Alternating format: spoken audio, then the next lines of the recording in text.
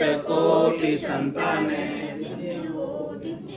राम सभा में राम राम सा राम राम सा राम राम शरणो सतगुरु दयाल को मुखे हृदय हरि नाम नित पथ संगत साधु की आजीवन मुक्त सुख राम अनवे पद पर काश के दायक सतगुरु राम अनंत कोटि जन सहाय की ताय करूं सतगुरु को एको शब्द मन कोई लेवे मान तो सहज होते हैं संत दास मुश्किल सुआसान भक्ति भक्त भगवंत गुरु चतुर नाम वपु एक जिनके पद रज परसता नासत विघ्न अनेक सब धरती कागज करऊं सब वन कलम कटाय सात समुद्र शाही करऊं सतगुरु गुण लिखा न जाए राम राम राम राम। आप सभी के अंदर विराजमान परमात्मा के पावन चरणों में प्रणाम राम राम। आनंद श्री सतगुरु सुखराम जी महाराज की 98 वाणी चाणक्य का अंग चल रहा है।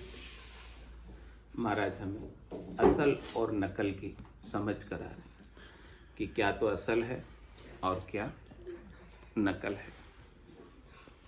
हम नकल को ही असल मानकर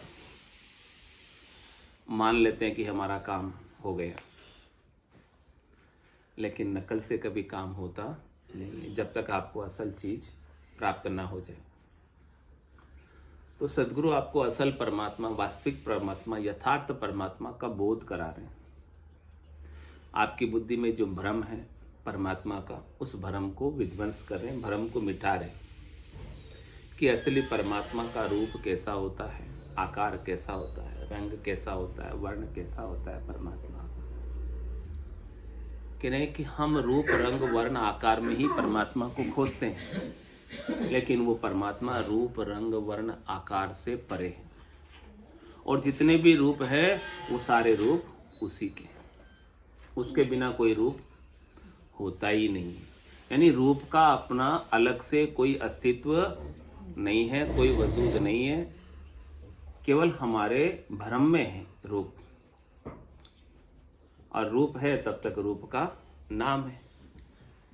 तो रूप का भी नाश होने वाला है, और जिस रूप का नाश होगा उस रूप का नाम कैसे रहेगा। नाम और रूप दोनों का नाश होता है, अविनाशी का कभी नाश होता है। तो जो अविनाशी परमात्मा है, जो अनामी है, जिनका नाम आप मुख से ले नहीं सकते, बोलकर बता नहीं सकते, ऐसे राम का आपको सुमिरन करना है, ऐसे राम को आपको याद करना है। वो सत्य राम है, वास्तविक राम है, यथार्थ राम है। ऐसे राम का आपको अपने भीतर ही बोध करना है, भीतर में ही पाना है। कहीं वो बाहर मिलने वाला नहीं है, आकार में मिलने वाला नहीं है, रूप में मिलने वाला नहीं है, क्योंकि वो है ही अरूपी है। तो हमारी खोजे ही गलत जगह हो रही है, हम परमात्मा को खोजे ही गलत जगह रहे। महाराज कहते हैं कि मुझे आश्चर्य होता है, रामचरण में इचरज आवे, पूरब वस्तु पिछम को धावे। वस्तु तो पड़ी है पूरब में, दौड़ आपकी किधर लग रही है? उल्टी दिशा में। जिधर वस्तु है ही नहीं उधर दौड़ लगा रहे। जो माया है उसके अंदर आप परमात्मा खोज रहे, जो आकार है रूप है उसे ही परमात्मा मान रहे। तो महाराज कह रहे आपकी मान्यता ही गलत हो रही। जब मानना ही गलत हो जाए, मान्यता ही गलत हो जाए, तो फिर उसका फल कैसे सही होगा? वो फल भी तो गलत ही हो जाएगा। इसलिए महाराज इस बात को दृष्टांत के द्वारा पुष्ट कर रहे हैं ताकि हमें ये बात समझ आ जाए। बहुत साधारण से साधारण दृष्टांत दिए जिसे हर कोई समझ सके, इस ब्रह्म को समझाने के लिए, इस स्वरूप को समझाने के लिए, असली परमात्मा को समझाने के लिए कि कण बिन जोते खेत जीव भव बात उड़ावे, पात फूल फल नाय वृक्ष को नीर पिलावे, गाय भैंस को करक ताय को जतन करीजे, पारी बर सुखराम दूध कतरो यक लीजे, कोलो खल पिलाए छाछ को खरी बिलोवे, बांझ नार को सेव बस्त बिन मेल्यो जोवे, धन बिन मांडे खत रूक बिन फला चढ़ीजे, जल बिन को वो जोत करण बिन हेला दीजे, बादशाह बिन तकत सेव कोई पट्टा कड़ावे, सरगुण यूं सुख राम मोक कबहू नहीं पावे।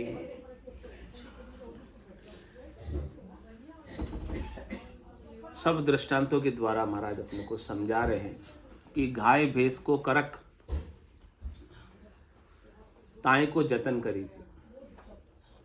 अब गाय थी, भैंस थी, वो बेचारी मर गई। अब मरने के बाद क्या बची? उसकी हड्डियां बची।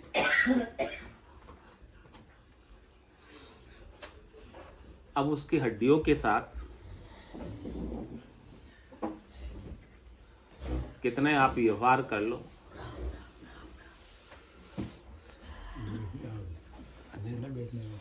वो चेयर अभी तो ठीक है। तो उनकी हड्डियां गाय और भैंस की, उसका आप कितना जतन करो, उससे आप कितना ही चाहो, तो महाराज फरमान है कि उससे आपको दूध एक बूंद भी मिलने वाला। जब तक वो जिंदा थी, जब तक उसकी देह थी, तब तक तो आपको दूध मिल सकता था, लेकिन अब वो है नहीं, तो उससे कुछ मिलने वाला है नहीं।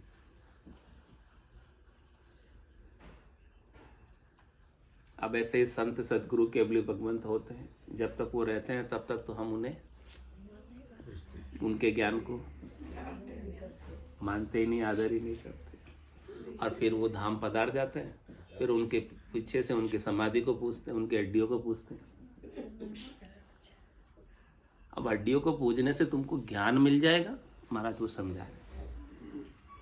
समाधि को पूजने से पूछते हैं, कोई कमंडल को पूछते हैं, उनकी दृष्टांत के द्वारा समझा रहे हैं कि ज्ञान, गाय भैंस की करक अब हड्डी रह गई, गाय भैंस की मर गई तो क्या रही? अब प्रश्न है, जैसे जो भी संत होते हैं उनके अपन चरण पादुका है या जो भी उनकी निशानी होती है उसको पूछते हैं, क्या उनमें उनका सूक्ष्म तत्व या वहां पे उनका वो ऑरा विराजमान रहता है या नहीं रहता? अब वो ओरा किसका था?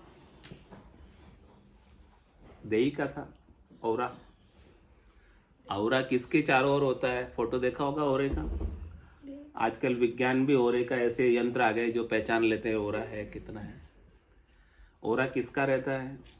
देही का होता है ओरा। यानी कोई भी वस्तु का अपने का ओरा होता है, लेकिन वो वस्तु ही नहीं रही। उस ओरे को आप लेना चाहते हो, वो वस्तु नहीं रही। तो फिर भी अपन तीर्थ स्थान पे या किसी भी ऐसी जगह जाते हैं, पॉजिटिव वाइब्स होती है, शांति मिलती है, सुकून मिलते है, तो वो क्यों फिर अभी ऑरा नहीं है? वहां भी थोड़ा सा रहता है, बता रहे हैं, लेकिन पूर्ण रूप से उसको हाँ एहसास होता है, एक सुख का अनुभूति होती है, लेकिन उससे आप चाहते हो कि मैं मुक्त हो जाऊं, मेरे हिसाब से तो आपके मन के भाव ही और आनंद है। मुझे परम पद मिल जाए, मुझे आनंद मिल जाए, थोड़ा सुख मिल जाएगा उस ओरे का, जब तक आप उस ओरे के साथ रहो। भावना वैसी हो जाती है इसलिए अपने को ऐसा होता होगा सर।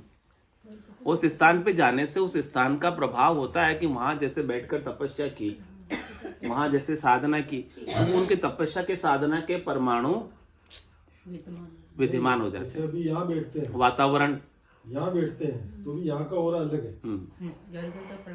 यहाँ राम राम करो आप, जो भी दिमाग या बुद्धि अपने आप अलग हो जाती है, तो यहाँ एक अलग वातावरण डेवलप हो जाता है। वहाँ सब लोग उसी भाव से आते हैं, तो सबकी मानसिक भावनाएं जो वहाँ पे घूमती है वो वाइब्रेशन होते हैं, न कि वो जो वहाँ पे जिसकी समाधि है उसके वाइब्रेशन नहीं है। मेरा ये सोचना, वाइब्रेशन अपने होते हैं। लेकिन जब तक महाराज के लिए वो जीवित थे तब तक तो आपने उनका ज्ञान वो तो वही माता पिता वाली बात है, लिया नहीं। मानते नहीं है। फिर आप जीवित में ज्ञान लेते तो आप जीते जी मुक्त हो जाते, लेकिन बाद में आप उनको पूजोगे तो पूजने से वो ज्ञान जो जीवित में आपको दे पाते थे क्या बाद में दे पाएंगे? जो आपकी बुद्धि में विकृति आ गई, जो आपकी मति मनमुखी हो गई, क्या वो आपकी मति को मरने के बाद गुरुमुखी बना सकते क्या? वो तो जीते जी ही बोलकर बताएंगे। इसीलिए कि चलता देवड़ पूज प्राणी, माय बसे राय जादो रे, पहाड़ देवल झूठ बिन चेतन, जाको पूजे बोलो बोलो आंधो रे। जब तक वो जीवित थे तब तो वो चलते देवड़ थे, उनके अंदर चेतनता चल रही थी, तो तब तो आपने उनका आदर नहीं किया, सत्कार नहीं किया, ज्ञान सुना नहीं, समझा नहीं, जाना नहीं, सीखा नहीं, धारण नहीं किया। आदर करने का क्या मतलब कि आपने उनके ज्ञान को धारण नहीं किया। संतों के ज्ञान को धारण करना ही संतों का आदर है, वही संतों की सच्ची सेवा है। संत उसी से रिश्ते राजी होते, प्रसन्न होते हैं कि इन्होंने सत्य केवल ज्ञान को धारण किया, उनको और कुछ चाहिए नहीं आपसे। तो महाराज कह रहे हैं कि चलता देवल पूज प्राणी, आपको ज्ञान पाना है तो जीवित गुरु से मिलेगा, मरे हुए से मिलने वाला नहीं। चलता देवल पूज प्राणी, माय बसे राय जात। आपको कोई प्रश्न भी करना है तो प्रश्न कर सकते हैं, उत्तर जीवित गुरु ही दे पाएंगे, बाद में कौन देगा? आपकी कोई शंका है तो उसका समाधान भी जीवित गुरु ही कर पाएंगे। लेकिन फिर पहाड़ देवल झूठ बिन चेतन, उसमें से चेतन नहीं रहा, प्राण नहीं रहे, सारे यंत्र बोलने के बेकार हो गए, खराब हो गए, पत्थर के समान हो गए, जड़ हो गए। अब उसको पूछते हो, अब उससे चाहते हो कि हमें ज्ञान मिल जाए। उनकी लिखी हुई वाणी से मिलेगा। हाँ, तो ये लिखी हुई वाणी तो ज्ञान उन्होंने लिख दिया ना यहाँ पे, तो इसीलिए मिल रहा है। लेकिन केवल पूजने से नहीं मिलेगा महाराज, वो समझा रहे। लिखी हुई वाणी भी जीवित प्राणी बताएगा अपन को, बखान होगा जब ये। हाँ, केवल आप पढ़ लो कि किताब को तो उससे भी मिलने वाला नहीं है। हाँ, जो समझता है व्याख्या वो करेगा तो समझ में आएगा। आप जीवित प्राणी आ गया ना उसके अंदर, वाणी के अंदर। आप समुंदर है, ये ज्ञान जो है, बिल्कुल। लेकिन समुद्र का पानी आप पी नहीं सकते डायरेक्ट, पी के दिखाओ। कहा ना, चारों वेद संबंध है भाई, आप डायरेक्ट नहीं पी सकते समुद्र का पानी, उसको परिष्कृत करना पड़ेगा, उसका शोधन करना पड़ेगा। वो गुरु ही कर सकते हैं, हर कोई नहीं कर सकता, हर किसी की सामर्थ्य नहीं है। मिलेगा तो खारा ही मिलेगा, जैसा उसका भाव है वैसा ही उसे ज्ञान मिलेगा। गलत अर्थ निकल जाएगा, गलत अर्थ कर देगा, अर्थ का अनर्थ कर देगा। अपने भाव से पढ़ोगे तो, अपने हिसाब से पढ़ोगे तो। लेकिन सदगुरु आपको सही दिशा देंगे। इसीलिए तो सदगुरु ने चारों वेद में से निचोड़ निकाल के अणबे की वाणी बनाई, ये हमें सही दिशा की ओर ले जाती है। कह रहे चारों वेद संबंधे भाई, जहां में हीरो डारी, उसमें हीरा है चारों वेदों। लेकिन मर्जीवा बिन परथ न लादे 55 जन्म गंवाए।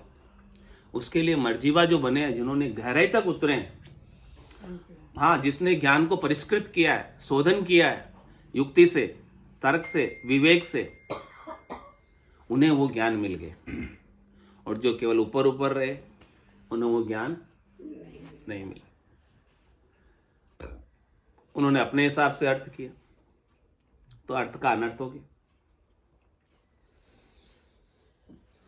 इसीलिए हमें सद्गुरु के ज्ञान की आवश्यकता है कि वो हमारी बुद्धि को आजकल अनर्थ ही ज्यादा हो रहा है। ठिकाने लगा दे, सही कर दे, शुद्ध कर दे। भ्रम कहाँ है? हमारी बुद्धि में ही तो है। अज्ञानता कहाँ? हमारी बुद्धि में ही तो है। तो विवेक कहाँ जगाना है? हमारी बुद्धि में ही तो जगाना है। जिसकी बुद्धि में विवेक जग गया वो बौद्ध हो गया। बुद्धि जाग गई उसकी, उसको बुद्धत्व प्राप्त हो गया, ज्ञान प्राप्त हो गया।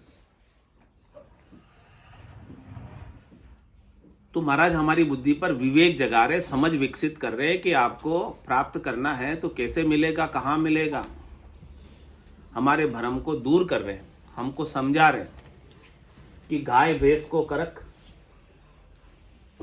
ताई को जतन करीजिए। अब बोले कितने साल तक आप उसकी सेवा करो, हड्डियां रख के, उन हड्डियों से फूल जो होते हैं, फूलों की फूल बोलते हैं ना हड्डियों, उनकी आप कितने साल तक सेवा करो, उससे ज्ञान प्राप्त करने की कोशिश करो। या उससे दूध का एक कतरा भी आ जाओ तो बता देना महाराज, मेरे को कोई आपको लाभ मिल जावे, दूध मिल जावे तो बता देना। पारी वर सुखराम दूध कतरो एक लीजिए, एक कतरा भी आपको दूध उससे मिलने वाला।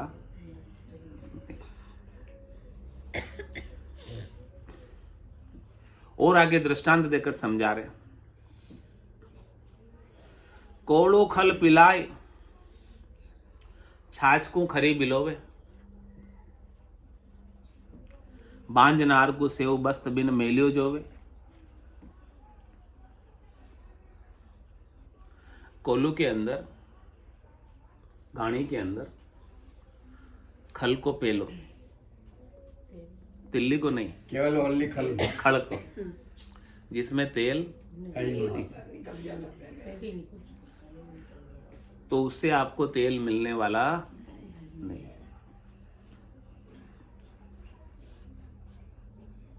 यानी उसमें से जो निकलना था निकल गया, अब कुछ उसमें बचा नहीं है।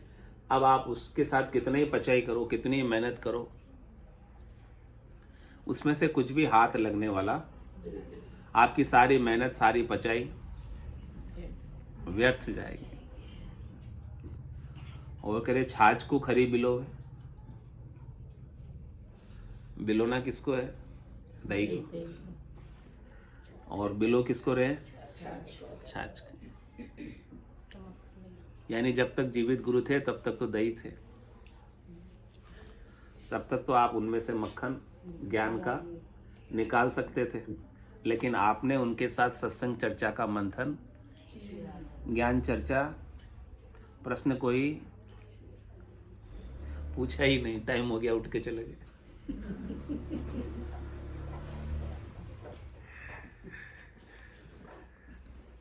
अब फिर पीछे से जीवित गुरु रहे नहीं। अब पीछे से तो उनकी समाधि बची है, उनकी हड्डियां बची है, वो छाछ रह गई।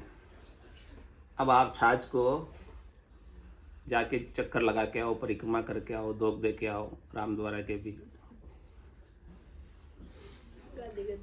गादी के धोख दिया हो। खोल के बोल रहा हूं मैं सब। हाँ,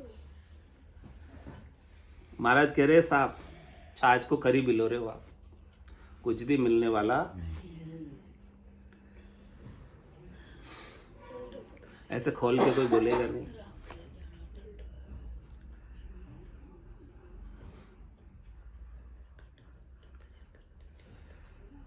और महाराज समझा रहे आगे दृष्टांत देकर, बांझ नार को सेव बस्त बिन मेलियो जोवे। बांझ स्त्री है, उसको आप कितना भी अच्छा खिलाओ पिलाओ, गोंद के लड्डू वगैरह सब बनाओ, सब करो, कुछ मिलने वाला नहीं। कोई बालक उत्पन्न होने वाला, कितनी पुष्टि की दवाइयाँ दो, कोई पुष्टि आने वाली। और वस्तु बिन मेलियो जो, वस्तु तो आपने रखी नहीं और खोज रहे हो। वस्तु आपने रखी होती, उसे खोजते तो मिल जाती। यानी मिलेगी क्या? जो पहले से रखी हुई है। तो मिलेंगे क्या? जो परमात्मा पहले से ही आपके भीतर है। सदगुरु आपको नया परमात्मा नहीं देते हैं। सदगुरु आपको आपके भीतर रखे हुए, मिलाए हुए, मिले हुए परमात्मा को ही मिलाते हैं। हाँ, कुछ बाहर से लाके नहीं देते हैं आपको परमात्मा कि बाहर है ये लो ले लो। या ऐसे नहीं करते कि थैले में भर के सब आत्माओं को हम सतलोक ले जाएंगे। सदगुरु ऐसा नहीं करते। सदगुरु कहते सब सतलोक माई है और सतलोक सबके माई है, लेकिन माया मोह से उलझिया ताते सूझे ना है। आपको सूझ नहीं रहा, बस इतनी कमी हो रही है। देखने वाली जो आंख है वो है ही नहीं आपके पास। ज्ञान दृष्टि जो है सतलोक देखने की, चौथा लोक देखने की, संतों का देश, रामजनों का देश, केवली भगवंतों का देश, सत स्वरूप को देखने की दृष्टि नहीं है आपके पास। उस आंख में नूर नहीं है, उस आंख में प्रकाश नहीं है। सदगुरु इतना ही करते हैं कि वो तीसरी आंख का प्रकाश, ज्ञान का प्रकाश आपके भीतर जगा देते हैं, जिससे ये दिव्य दृष्टि मिल जाती है, ज्ञान दृष्टि मिल जाती है, सुरत दृष्टि मिल जाती है, ब्रह्म दृष्टि मिल जाती है। उसे बैठे बैठे तुरंत ही परमात्मा का बोध, समझ, आनंद आ जाता। न कहीं ले जाते हैं, न कहीं लाते हैं, यहाँ बैठे बैठे ही परमात्मा मिला देते हैं।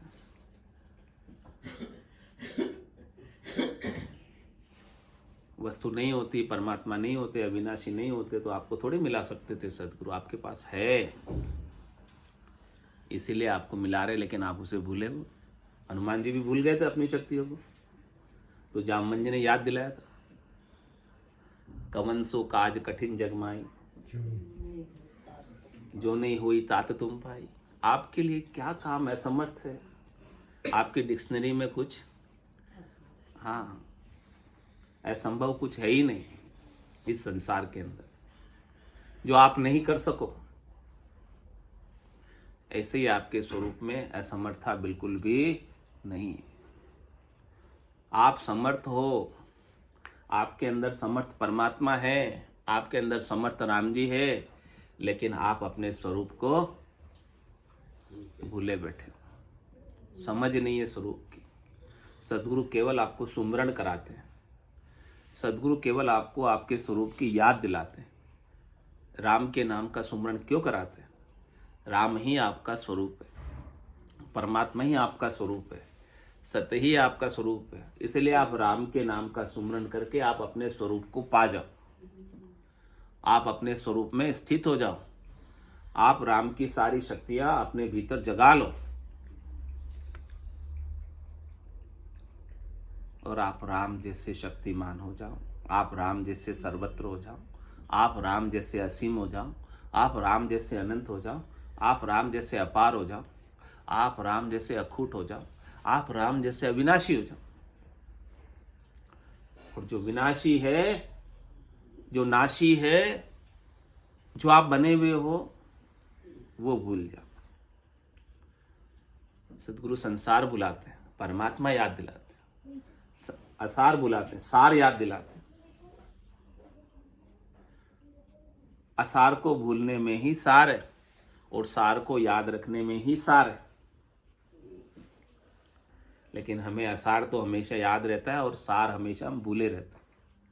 उमा कहत में अनुभव अपना,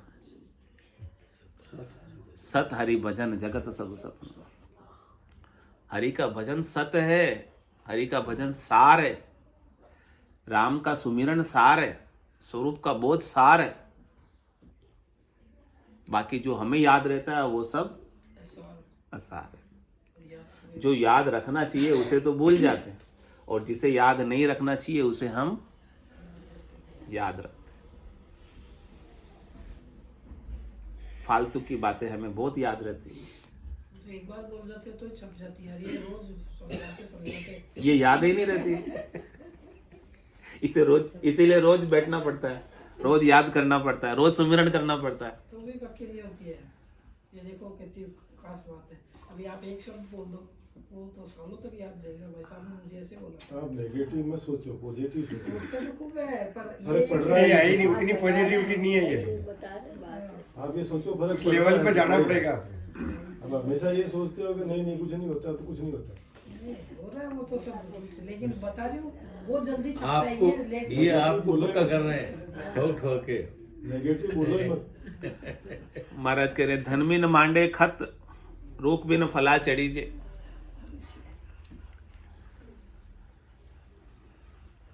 मान के धन नहीं है और आप खत मान दो, यानी आपका पैसा खाते में नहीं और आप चेक लिख दो, क्या होगा? चेक का डिसऑनर हो जाएगा।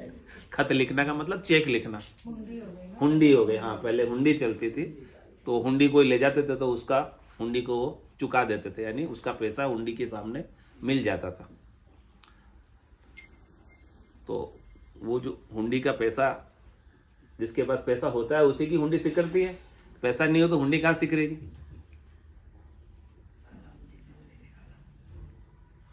तुम्हारा के धन बिन मांडे खत, पैसा ही नहीं है, खत लिख रहे हो, चेक लिख रहे हो, प्रोमिसरी नोट लिख रहे हो, तो नेगोशिएबल इंस्ट्रूमेंट एक्ट में क्या होगा? अंडर सेक्शन 138 लग जाएगी। क्या होगा? जेल हो जाएगी, कुछ होने वाला नहीं है, लाभ मिलने वाला नहीं है। रूख बिन फला चढ़ीजे। पेड़ पर चढ़ रहे किस लिए? फल खाने के लिए, मेहनत पूरी कर रहे कि हमें फल खाना है, फल खाना पेड़ है। पे फले नहीं। हाँ, एक बार ये भी चढ़ गए थे। कौन से पेड़ पे चढ़ गए थे आप? नहीं वो तो बोर के पेड़ पे चढ़ गए, शहतूत के पेड़ पे चढ़ गए थे। अब वो शहतूत थे इसलिए चढ़े, ये शहतूत नहीं होते थोड़ी चढ़ते। लेकिन हम क्या कर रहे हैं? परमात्मा नहीं है वहां, परमात्मा को खोजने के लिए चढ़ रहे हैं, बहुत ऊंची ऊंची चढ़ाई कर रहे हैं।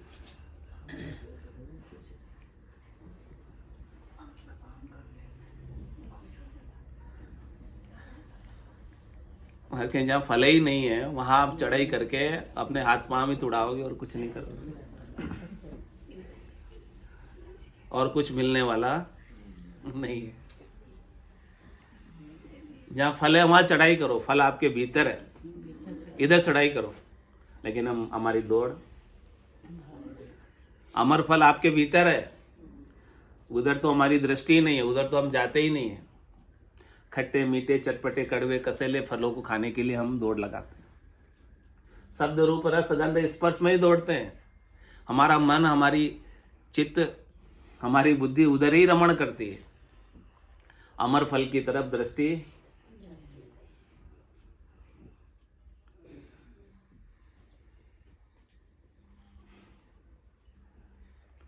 और दृष्टांत देके समझा रहे हैं। जल बिन कुओं जोत,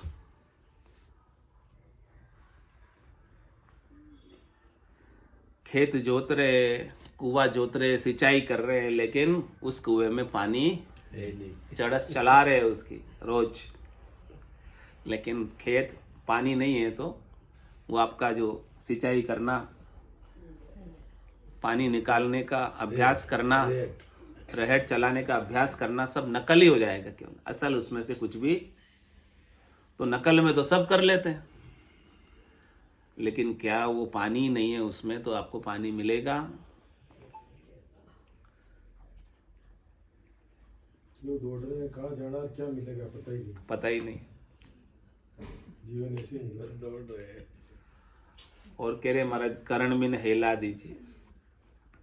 आप किसी को हेला पाड़ रहे हो, हाक पाड़ रहे हो, बुला रहे हो, और वो सुनता ही नहीं है। वो बहरा है। सुबह उठते ही 5 बजे हाक पाड़ने लग जाते हैं। कौन पाड़ते हैं? कंकर पत्थर चून के मस्जिद खड़ी कराई, ते पर मुल्ला भाग दे, क्या बहरा हुआ खुदाई। क्या बोले? कंकर पत्थर चून के जोड़ के मस्जिद दी, मस्जिद खड़ी कराई, ते ऊपर मुल्ला भाग दे, क्या बहरा हुआ खुदाई। कह रहे करण भी बिन हेला दीजिए। आप कितने को हेला दो, वो सुने ही नहीं तो क्या काम का। हेला पुकारो, कम से कम सुन के जवाब दे तो हेला देना भी आपका सार्थक है, सफल है। बोलकर जवाब दे, आपके प्रश्न का उत्तर दे,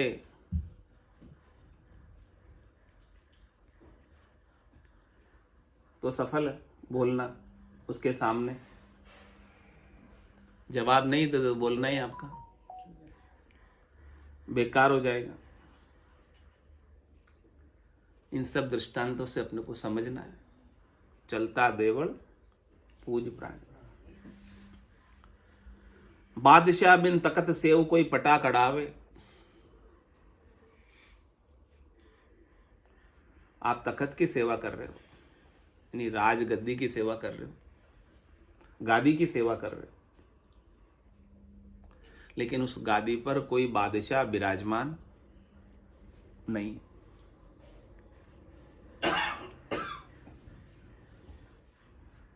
गादी से पट्टा लिखा लाओ, जाओ, गादी आपको पट्टा लिख देगी। गादी आपको ज्ञान दे देगी, गादी आपको समझा देगी। लगाया वो चक्कर, कुछ नहीं मिलेगा।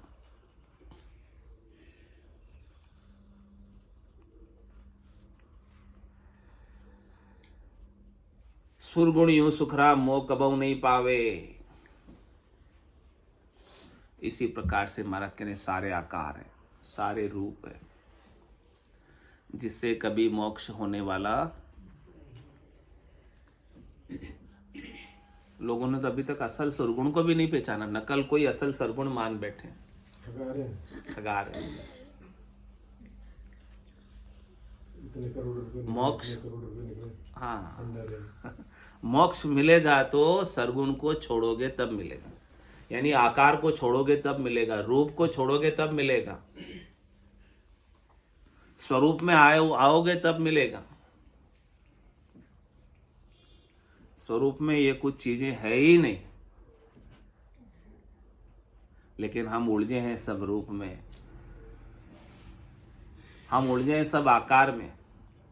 कह रहे महाराज आकारी को सेविया, गर्भ ताप नहीं जाए, जन सुखिया निराकार रे, छिन में देत मिटाए। कितना समय लगता है गर्भवास के ताप को मिटाने के लिए, दुख को मिटाने के लिए? एक पल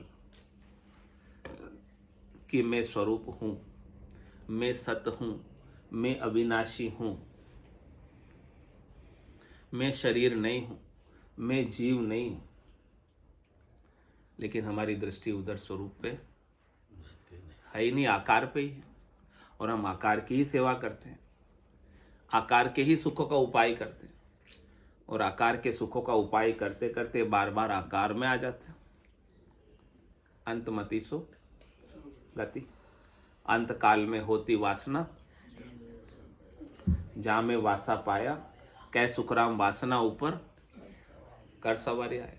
तो फिर अंत में वृत्ति क्या होनी चाहिए? परमात्मा वृत्ति, परमात्मा वृत्ति तो स्वरूप वृत्ति, वृत्ति सारी समाप्त हो जाए, वृत्ति रहे नहीं कुछ। स्वरूप वृत्ति भी रही। हाँ, निर्विकल्प हो जाए, कोई विकल्प रहे नहीं, वृत्ति ही मिट जाए। वृत्ति तो नीचे की चीज है, ये वृत्ति आपके बुद्धि की है, वृत्ति आपके चित्त की है, वृत्ति आपके मन की है, वृत्ति आपके सूक्ष्म शरीर की है। भाव वृत्ति इन सब से रहित होना है, इन सब से अलग होना है, इन सब का लोप करना है, इन सबको मिटाना है। वृत्ति मिटेगी तो निवृत्ति में आओगे। वृत्ति अच्छी है तो सुवृत्ति, वृत्ति बुरी है तो कुवृत्ति, निवृत्ति नहीं है। वृत्ति रहित निवृत्ति है।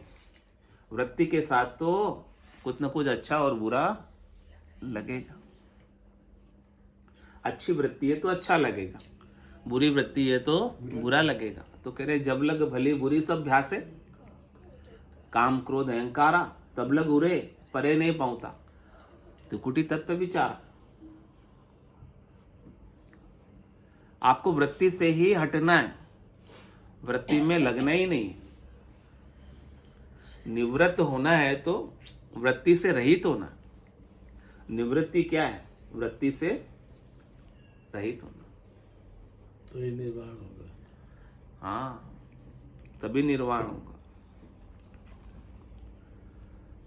तो कह रहे सुरगुण यूं सुखराम, जब तक सुरगुण में उलझे रहोगे, जब तक गुणों के साथ उलझे रहोगे, रजोगुण में, सतोगुण में, तमोगुण में, तब तक गुणों में ही आवागमन है। रजोगुण से क्या होता? उत्पन्न होता। सतोगुण से क्या होता? प्रतिपाल होता। तमोगुण से क्या होता? नाश होता। तो ये गुणों का चक्र चल रहा है, आपको गुणों से बाहर आना है। जब तक गुणों के चक्र में रहोगे तो 3 लोक के फेरे में चलते रहो। 3 लोक का फेरा होई, गाणी बेल फिरे जो सोई, 4 वेद की त्रिगुण माया, लख 84 जीव बंधाया। इसमें बंधे ही रहोगे। इसे छूटना कैसे होगा? कह रहे जादिन महर भई सतगुरु की, सता उदय घट होई, तादिन तिथि लिखी केवल की, तामे कसर न। वही दिन आपके केवल्य का पाने का दिन है जिस दिन सता का आपको बोध हो गया, सत का आपको बोध हो गया, स्वरूप का आपको बोध हो गया। और सदगुरु की मेहर से, कृपा से ही ऐसा ज्ञान मिलता है सुनने को। नहीं तो ऐसा ज्ञान आप कहीं चले जाओ मिलेगा नहीं।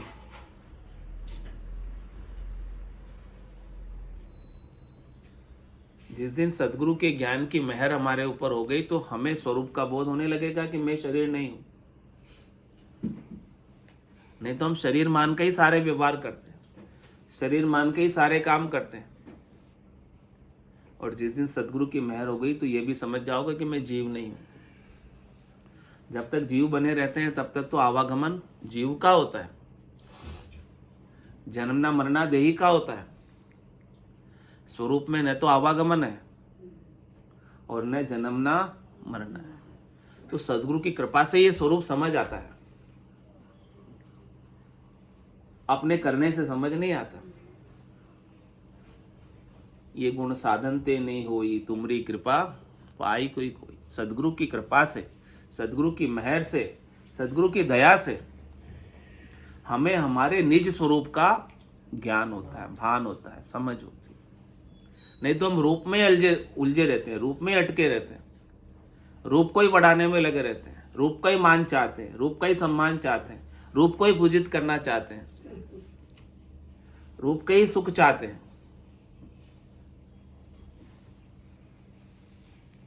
तो जा दिन मेहर भई सतगुरु की, सता उदय घट। जिस दिन आपको सता का भान हो जाए कि मैं सता रूप से सर्वत्र हूं। कौन हूं? मैं यानी आपका शुद्ध आत्मचेतन, मैं यानी आपका परमात्मा स्वरूप, सत्य स्वरूप। मैं ये आपका मन नहीं है, मैं आपके बुद्धि नहीं है, मैं आपका हम नहीं। अभी तक तो हमारा मैं, हमारा अहंकार ही है। इस अहंकार को तो मिटाना है, इस मैं को तो मिटाना है, स्वरूप के मैं को जगाना है कि स्वरूप से, सता से मैं सर्वत्र हूं। केवल एक देह तक मैं सीमित नहीं हूं, केवल एक देश तक मैं सीमित नहीं हूं, केवल एक काल तक मैं सीमित नहीं हूं। मैं अकाल पुरुष, मैं अविनाशी पुरुष, मेरा ऐसा स्वरूप है।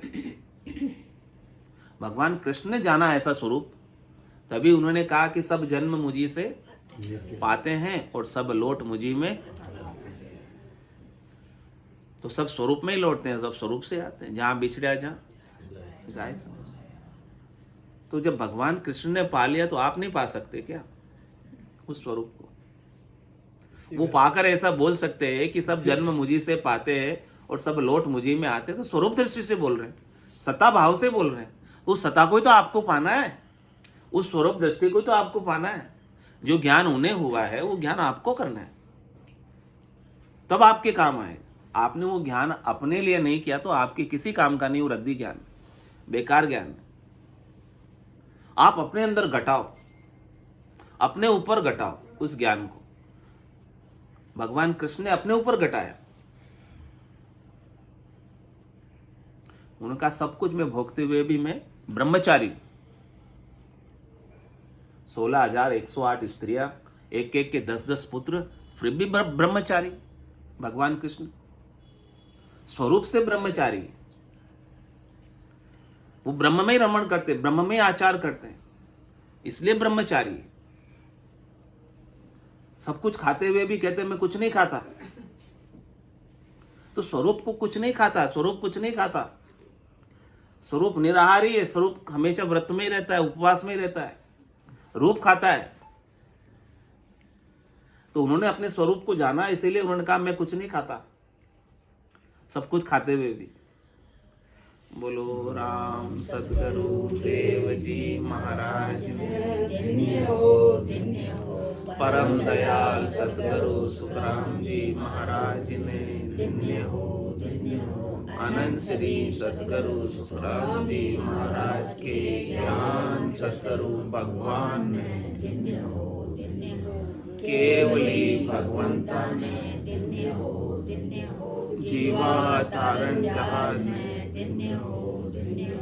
मोक्ष के मालिका ने धन्य हो। अनंत कोटि संतान ने धन्य हो। राम सभा में राम राम सा राम राम सा राम राम राम राम राम राम।